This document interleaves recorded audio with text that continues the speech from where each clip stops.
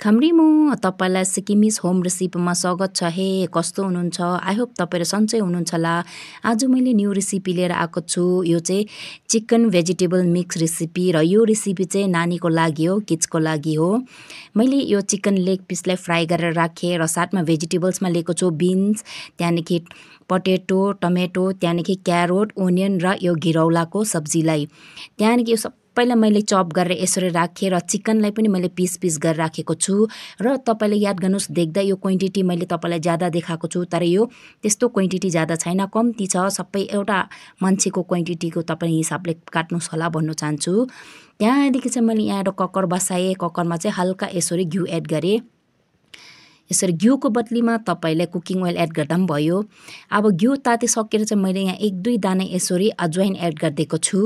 यसरी अजवाइनलाई पड्काइदिएको छु र अजवाइन पड्काइसकेर यसको माथि म एड गर्छु प्याज चप गरेको थियो अघि मैले, त्यो प्याजलाई पनि यसरी एड गरेँ। अब प्याज एड गरेर चाहिँ हल्का ब्राउन हुनुसम्म चाहिँ अलिकति चलाउने, यसरी मिक्स गर्ने, अलिकति ब्राउनिस होस्। त्यहाँदेखि चाहिँ यो माथि म 2टा जस्तो यसो लसुन कुटेर लगाइदिएको छु। लसुनलाई पनि अलिक यसरी मजाले हलाउनुहोस् मजाले।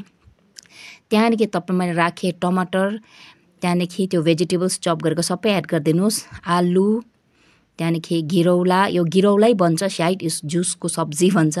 त्यहाँदेखि चाहिँ बिन्स, त्यहाँदेखि क्यारोट।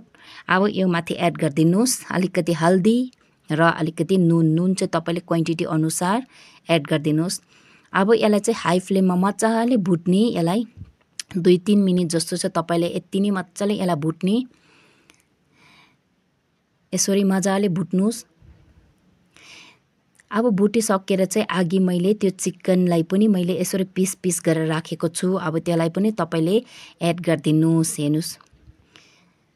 हेर्नुहोस् यसरी चिकनलाई चाहिँ मैले चिकन लेग पिसलाई फ्राई गरेँ र फ्राई गरेर पनि मैले कट गरेर चाहिँ यसरी तपाईले लेग पिस फ्राई गरेर यतिकै एड गर्दा पनि भयो, तर कतिजनाको नानीले खानु मान्दैन, मासु सो त्यही कारण चाहिँ मैले यसरी पिस गरेर एड गरेँ, उनीहरूलाई चाल पाउँदैन।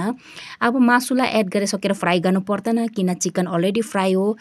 त्यहाँदेखि चाहिँ तपाईले अलिक पानी एड गरेर चाहिँ 7-8 सिटी, म्याक्सिमम 8 सिटी चाहिँ तपाईले लगाइदिनुहोस् मजाले। ध्यान राख्नुहोस् यो चाहिँ तपाईँ 6 महिनाको माथिको नानीलाई नै दिनुहोस्। अब 6 महिना पुग्ने नानीलाई पनि दिँदा भयो, किनभने यसलाई चाहिँ मजाले फिर्के लगाएर अलिक पुरा दाल जस्तो बनाउने, त्यहाँदेखि चाहिँ नानीलाई खुवाउँदा भयो। हेर्नुहोस् मेरो आफ्टर 8 सिटी बादमा चाहिँ यहाँनिर नानीको सब्जी पाकेर रेडी छ, यो chicken mix vegetable recipe. So अब यसलाई चाहिँ म यसरी फिट्नु जान्दैछु।